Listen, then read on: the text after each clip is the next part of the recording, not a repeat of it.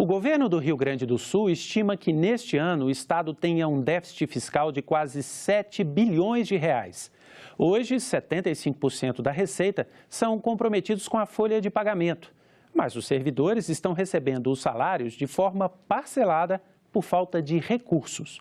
Nós vamos conversar sobre a crise fiscal com o senador Paulo Paim, porque a economia do Rio Grande do Sul é assunto de estado.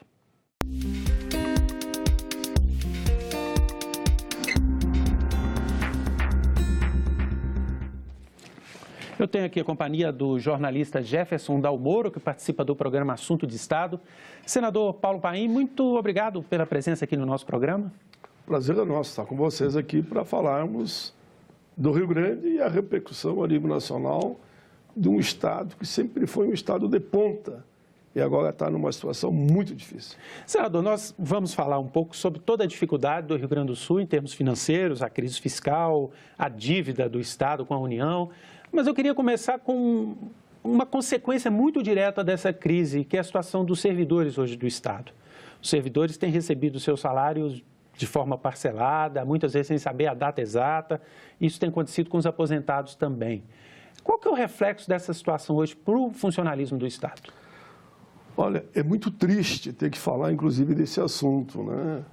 As denúncias que nos chegam do estado, dos servidores públicos, são denúncias de quem está desesperado.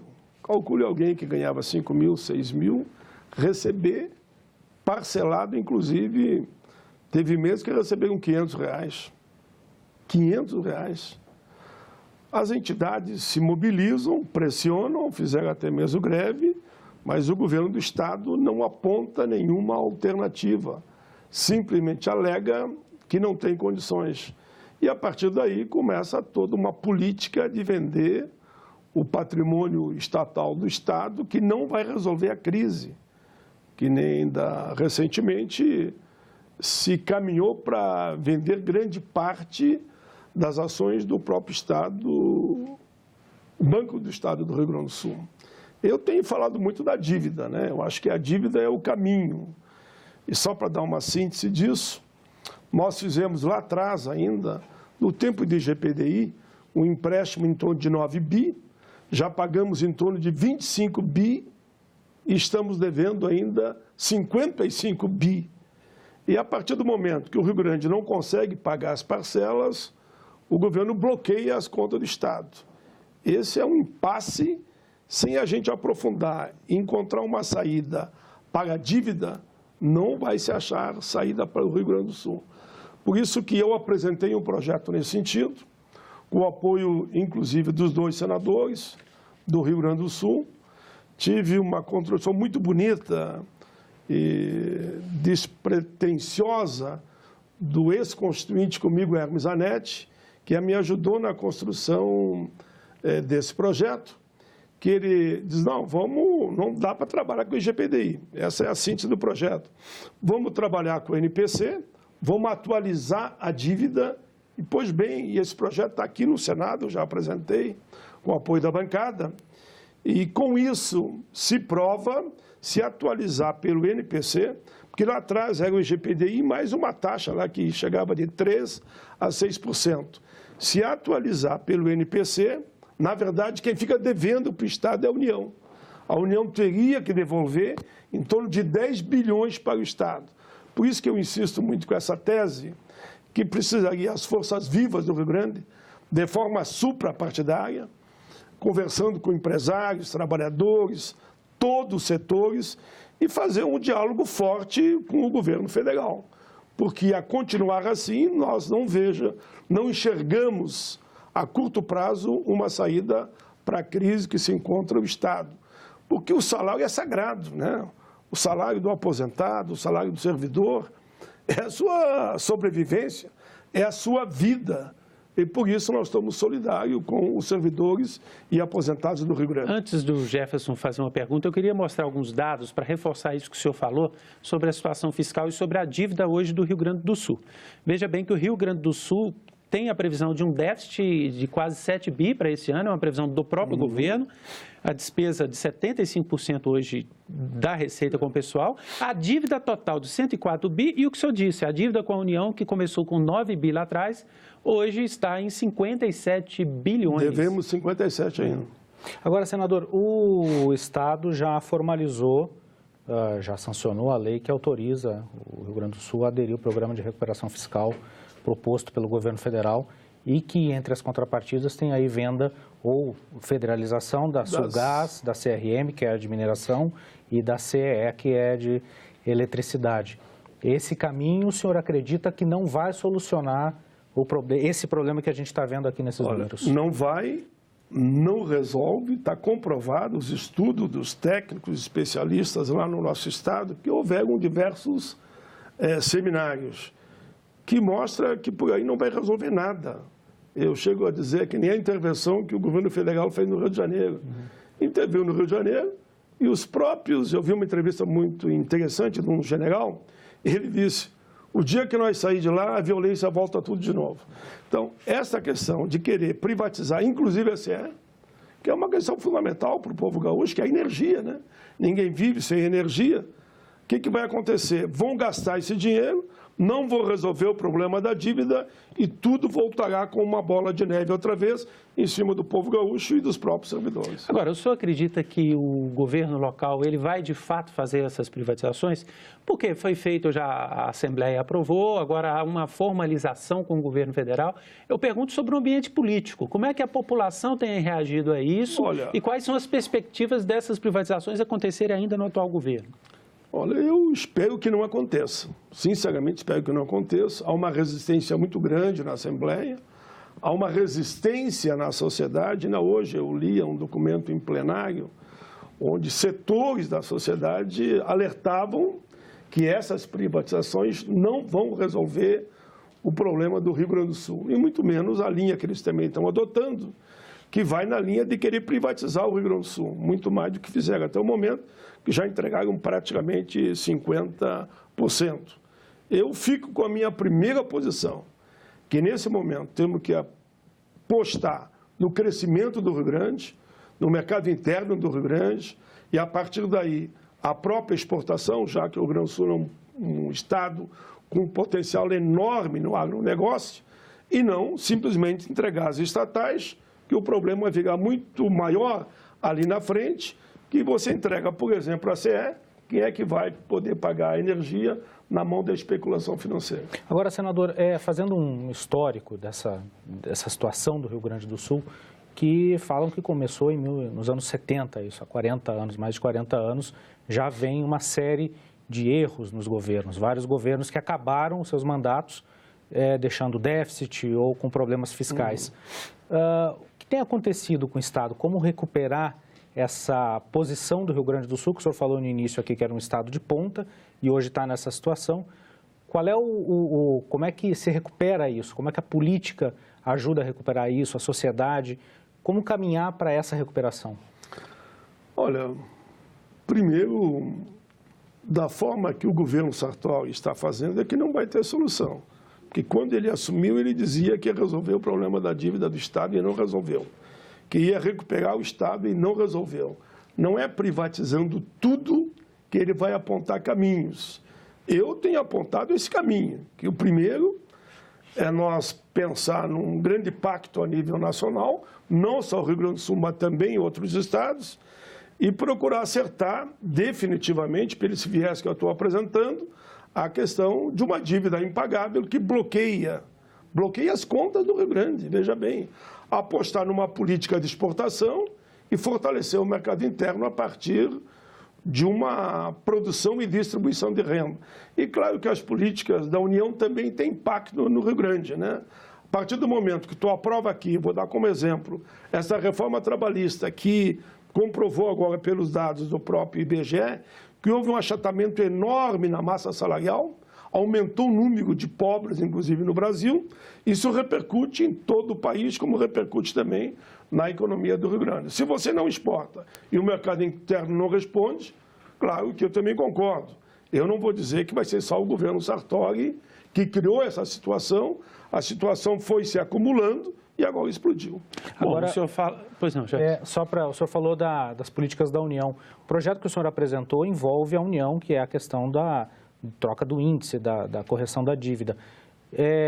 O senhor vê na União hoje receptividade para esse tipo de política, e aí não só falando do Rio Grande do Sul, porque vários estados seriam beneficiados com isso? Mesmo porque todos os estados têm dívida também, então a revisão desse índice, eu imagino, teria que ser nacional, né? Exatamente. Não, o projeto eu sempre digo para aqueles que eu apresento muito projeto, né? Eu tenho mais de tenho mais de 1000 projetos apresentados, de uma forma ou de outra, dialogando com o Executivo, mais de 100 deles são leis. E esse projeto, como todos os outros, são projetos para o país, mas que beneficiam uma série de estados, inclusive o Rio Grande do Sul. O relator desse projeto é o senador Lindbergh. É bom dizer que no passado, o vice-governador do Rio de Janeiro, foi o relator aqui, tinha dado já um parecer que é na linha da aprovação. Claro, mas é preciso fazer um grande entendimento. Francisco Dornelles. Exatamente, o Dornelles, meu colega aqui no Senado. Eu estava aqui procurando lembrar o nome dele e você buscou rápido aí, né? Ele já dava um parecer que apontava que a saída era por ali, agora está na mão do senador Lindbergh, eu tenho também... Mas não há resistência do governo federal? Não, mas é natural, o governo federal sempre vai resistir. Seja esse ou aquele governo, toda vez que tiver um projeto que diminui a possibilidade do governo continuar abarcando o que os estados produzem, e ele vai aqui acumulando, prejudica com certeza a todos, e o governo não vai abrindo mão.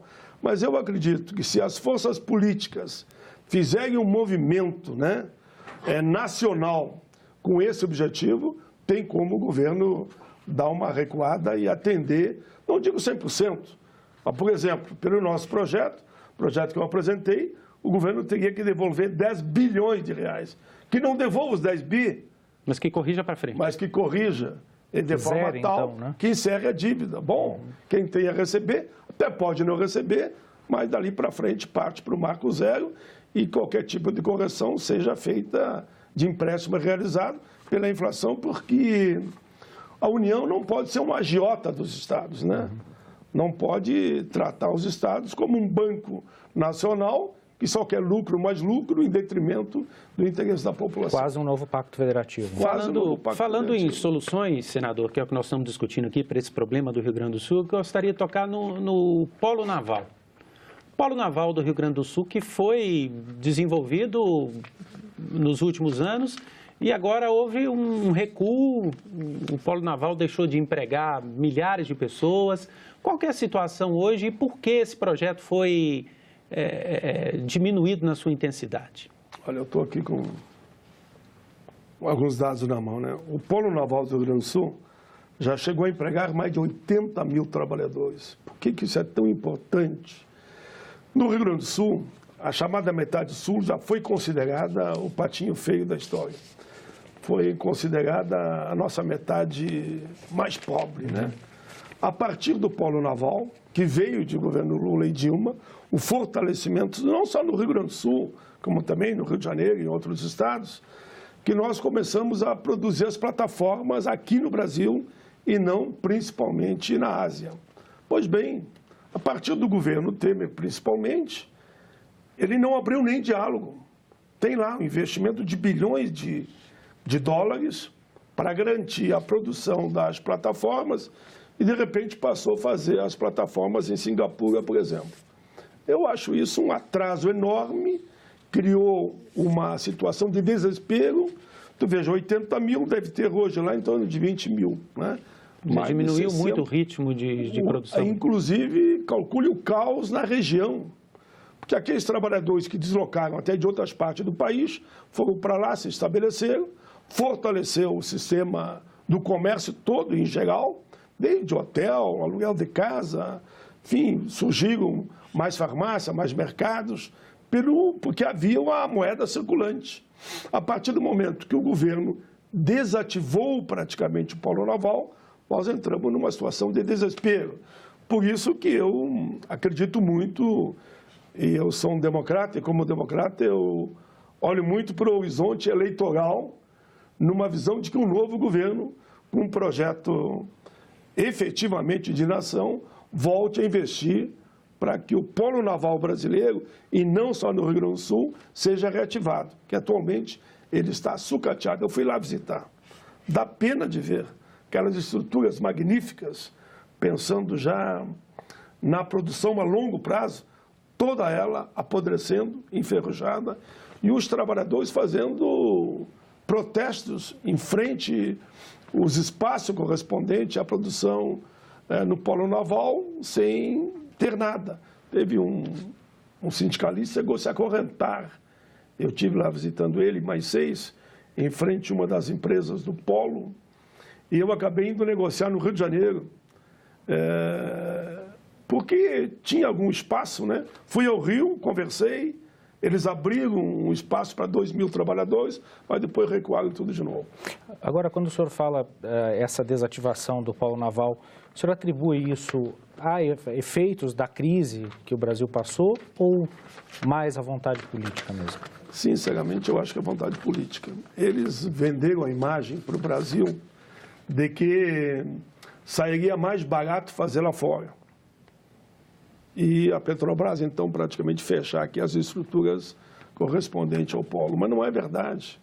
Os dados e os números que a gente tem, se eles investissem na estrutura que nós temos montada aqui no Brasil, porque não é só lá, você acaba produzindo, com certeza, com mais competência, com mais capacidade, com mais preparo, a qualidade do que mandar produzir, por exemplo, em Singapura e vir aqui para o Brasil depois. Bom, eu tenho alguns dados de desemprego. O senhor falou do polo naval, que é uma situação específica, mas no ano passado o Rio Grande do Sul, embora não seja o estado do Brasil que tenha os principais índices de desemprego, ele registrou bastante desempregados, né? No final de 2017, nós temos aqui mais de 400 mil pessoas, ou quase 500 mil pessoas desempregadas no estado.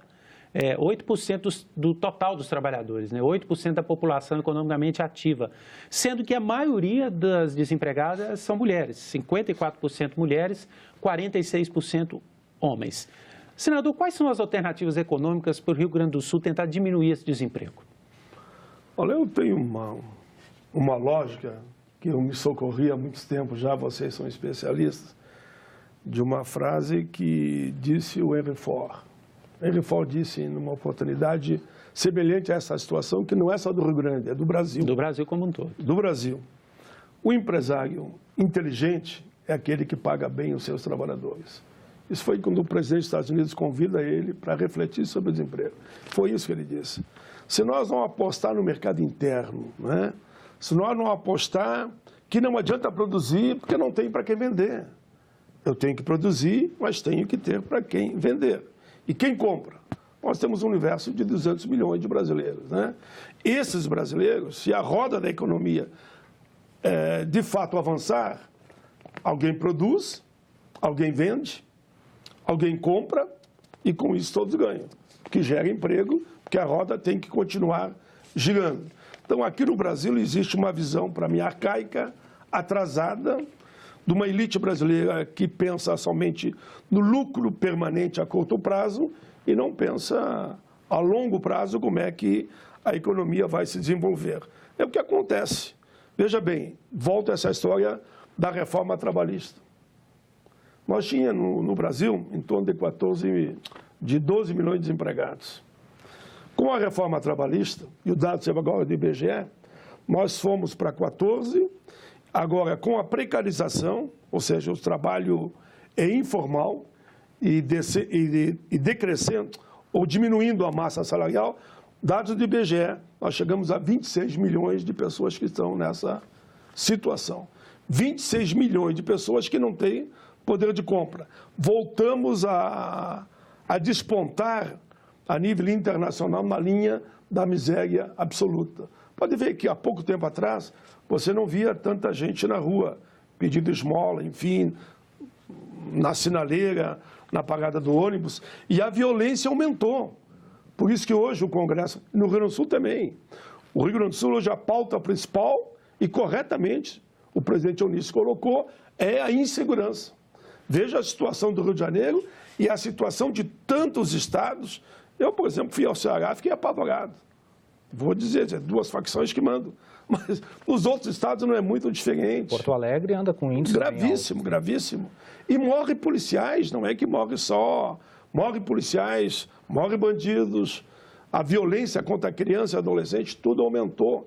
Então é preciso que a sociedade brasileira se volte para as políticas humanitárias, como eu falo muito, né? Que a responsabilidade social tem que ser também do empresariado, e não só dos governantes. Não é só do governo municipal, do Estado ou da União. Essa visão humanitária, essa visão de que é preciso olhar para todos, no princípio que eu gosto muito, de fazer o bem sem olhar a quem, nós podemos avançar. Mas não é aqui no Brasil que quem paga mais imposto é pobre, nós todos sabemos disso, né? Quando eu vejo falar que quem tem iate não paga o imposto correspondente que deveria pagar. Entre aspas, IPVA do iate. Exato, é o IPVA do iate. Quem tem jatinho também não paga. E quem tem uma motinho que substituiu o jegue, como dizem, esse paga uma fortuna. Então, se nós não valorizar a distribuição de renda, sem ela não tem como fortalecer o mercado interno e você não tem fontes que geram emprego naquele princípio de alguém tem que produzir, alguém tem que comprar. Agora, o mercado externo, nós sabemos da dificuldade que está hoje. Senador, o Rio Grande do Sul tem áreas muito de indústria muito especializada, né? Metal mecânica em Caxias do Sul. É muito forte, eu sou de lá. Calçados no Vale dos Sinos. O polo naval lá no sul. Polo naval, a mecânica, a agricultura altamente mecanizada. Falta uma qualificação maior do trabalhador hoje para que ele chegue e tenha chance também nesses postos mais qualificados de trabalho? Eu te diria que não, porque eu venho dessa área. Eu sou do Sindicato Metalúrgico. Os trabalhadores do Rio Grande do Sul são muito qualificados, mas muito qualificados mesmo. Eu, por exemplo, só para te dar como exemplo, eu era vendedor de frutas numa feira livre. Mas quando eu percebi que o caminho era a preparação, fui fazer curso técnico. Então, no Rio Grande do Sul, o Sistema S é muito forte, ajuda. Muitos fazem crítica ao Sistema S. Eu não faço. Foi pelo Sistema S que eu me formei. Eu ganhava 10 salários mínimos quando eu estava na fábrica, no Grupo Tramontina. Então, a questão não é falta de profissional lá. Você tem profissional em todas as áreas. Acontece que chegou um momento em que o mercado externo, sabemos pela economia globalizada, o quanto que está a disputa, e no mercado interno uma série de dificuldades causadas pela economia. Quando o governo diz que nós temos que congelar todos os investimentos no país por 20 anos, quem vai comprar as máquinas, né? Quem vai poder apontar no campo da saúde, da educação, da própria segurança, do próprio polo, em todas as áreas, se há um congelamento no país por 20 anos em todas as áreas. Quando o governo... Eu acho que é uma questão inédita. Eu não me lembro de nenhum país do mundo que mandou congelar os investimentos por 20 anos. Porque eu acho que nós temos que fazer a curto prazo, e essa seria a minha posição para quem é candidato a presidente, primeiro passo é derrubar essa PEC. Eu recebi aqui na Comissão de Direitos Humanos, recentemente, milhares, para não dizer mais de 1 milhão, de assinaturas, apenas pedindo que se fizesse um movimento para revogar a PEC do congelamento de investimento no país por 20 anos. Dessa forma, não se vai a lugar nenhum. Eles alegavam com essa ou aquela reforma que tudo seria resolvido, não resolveu nada. E o desemprego aumenta e a miséria, infelizmente, cresce a cada dia que passa no Rio Grande do Sul e também no país. Senador, nós estamos chegando ao fim, mas eu tenho uma última pergunta, rapidamente. Como é que o orçamento, como é que as bancadas, no caso do Rio Grande do Sul, por exemplo, podem colaborar melhorando a alocação de recursos nesse orçamento que é tão restrito hoje? O senhor fala da PEC de gastos, né? Como é que pode ser feito isso? As bancadas não podem ajudar nesse sentido? Pode e muito. É que se aprendeu nesse país também a fazer política eleitoral com emenda. Seja emenda de bancada, seja emenda individual. Eu acho que é um enorme do equívoco. Porque o camarada se prepara o seguinte, ele faz a emenda para quem vota nele, na cidade dele ou na região dele. Isso é um despropósito. Eu acho que até uma irresponsabilidade. Eu adoto um método que já adoto há muito tempo, que é um sistema de computador. São 497 municípios no Rio Grande. Eu não quero saber se o município é do o prefeito, né? É do PSDB, é do PSOL, é do DEM, é do PT, é do PDT e é do PMDB. Alguns me criticam, que querem que eu dirija só para a área deles. Cada mandato que eu tenho, eu mando no mínimo 2 emendas para cada município. Quem vai assistir esse programa pode saber. O teu município ganhou 2 na gestão passada, no meu mandato, os últimos 8 anos, porque é o segundo mandato, e ganhou 2 agora também. E vai ganhar também no futuro, claro, a depender aqui, não vou fazer campanha, do processo eleitoral. Aí tem a emenda individual de bancada. O que alguns fazem? Eu não estou criticando pessoalmente ninguém, né? Pode ver que eu não cito nenhum nome. Aí desmancha aquela emenda, aquela de bancada que ele pode indicar, para diversos setores. O que eu faço? Eu mando toda para a educação. E não quero saber quem é o governador.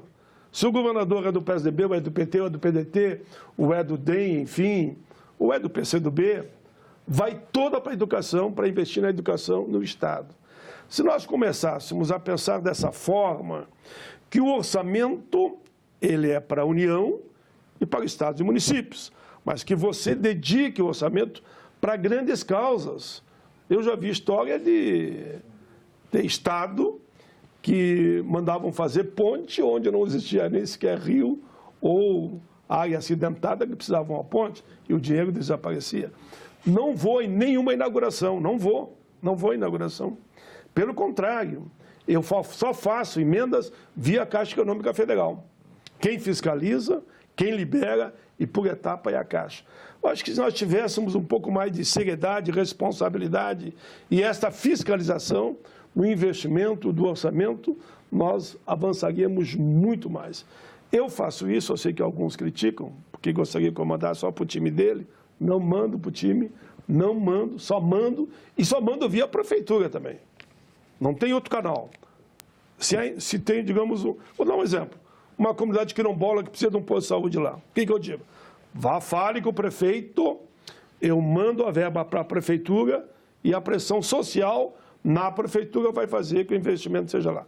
As minhas emendas vão muito para a agricultura. E eu sou um parlamentar que fui metalúrgico. Trabalhei no Grupo Forja Sul e pertenço até hoje ao Grupo Tramontina. As minhas emendas, 80% vão para a agricultura, porque eu sei que a agricultura é fundamental e sei a dificuldade do trabalhador rural, do pequeno, médio empresário, para tocar a lida lá no campo, né? Para que as máquinas cheguem efetivamente lá. E faço isso com a maior tranquilidade. Mas quem decide é o município. E como eu autorizo o município a decidirem e a pressão popular chega no prefeito e o prefeito me comunica. Pai, aqui vai para a agricultura, aqui vai para a infraestrutura, aqui vai para uma comunidade quilombola, aqui vai para uma comunidade indígena. Ele só me comunica. Quem fiscaliza é a Caixa Econômica Federal. É um processo que eu uso há muitos anos e não adianta alguém me criticar. Vou continuar usando, porque é uma visão republicana de que você se apresenta como senador do Rio Grande e não como senador dessa ou daquela cidade, ou desse ou daquele partido especificamente. Porque o meu papel, eu sempre digo, é defender causas e não coisas. Só para concluir, termino dizendo, as causas é que dão alegria à minha vida, que impulsionam a minha alma, iluminam o meu coração e permita, eu que não sou nem mais um guri, de fazer o bom combate na seguinte linha, fazer sempre o bem sem olhar a quem. Muito obrigado, senador. Eu que agradeço, parabéns a vocês. Muito obrigado, agradecemos também a sua audiência. Você pode acessar essa entrevista, esse nosso programa, lá no site da TV Senado, senado.leg.br/TV. E pode entrar em contato conosco para fazer críticas e sugestões, ligando de graça para o 0800 61 22 11. Obrigado pela companhia, até a próxima.